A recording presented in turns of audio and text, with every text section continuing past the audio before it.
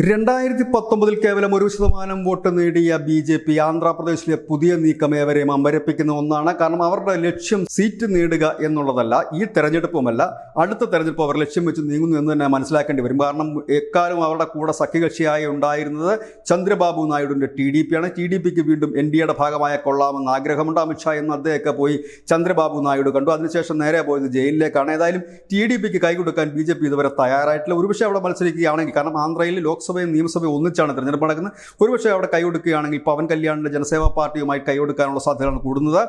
ഒപ്പം തന്നെ ബി.ജെ.പി. ഇവിടെ കളിക്കുന്ന ഒരു ഡബിൾ ഗെയിമാണ്. കാരണം നിലവിലെ ഭരണകക്ഷിയായ YSR കോൺഗ്രസ്, ആ YSR കോൺഗ്രസിന് വീണ്ടും അധികാരത്തിൽ വരിക, ലോക്സഭയിൽ കൂടുതൽ സീറ്റ് നേടുകയും ചെയ്യുമെന്നുള്ള കാര്യം ഉറപ്പാണ്. ഇതുവരെയുള്ള എല്ലാ സർവേ ഫലങ്ങളും അങ്ങനെയാണ് സൂചിപ്പിക്കുന്നത്. മുസ്ലിം വോട്ടുകളും ക്രിസ്ത്യൻ വോട്ടുകളും പിന്തുണയുള്ള YSR കോൺഗ്രസിന് നേരിട്ട് ബി.ജെ.പിയുമായി ഒരു അലയൻസിന് പോകാൻ കഴിയില്ല. പക്ഷേ ഈ YSR കോൺഗ്രസിനെ അറിയപ്പെടുന്നത് തന്നെ കേന്ദ്രത്തിൽ ബി.ജെ.പിയുടെ വോട്ടെടുപ്പ് സഖ്യകക്ഷി എന്നാണ്. വോട്ടെടുപ്പ് വേളയിലെ പാർട്ണറാണ് ഈ YSR കോൺഗ്രസും ബിജു ജനതാദളുമൊക്കെ. അതുകൊണ്ട് ബി.ജെ.പി. ആഗ്രഹിക്കുന്നത് കഴിഞ്ഞ തവണത്തെ പോലെ ഒറ്റയ്ക്ക് പോവുക, പവൻ കല്യാണിയും മറ്റും കൂട്ടിക്കൊണ്ട് തെരഞ്ഞെടുപ്പിന് മുമ്പോട്ട് പോവുക. ഈ തെരഞ്ഞെടുപ്പ് കഴിയുന്നതോടുകൂടി TDP എന്നൊരു പാർട്ടി പൂർണ്ണമായി തന്നെ ഇല്ലാതാകും. അപ്പോൾ TDPയിലെ ഒരു വലിയ വിഭാഗത്തെ അടർത്തിയെടുത്ത് പാർട്ടി ശക്തിപ്പെടുത്തുക.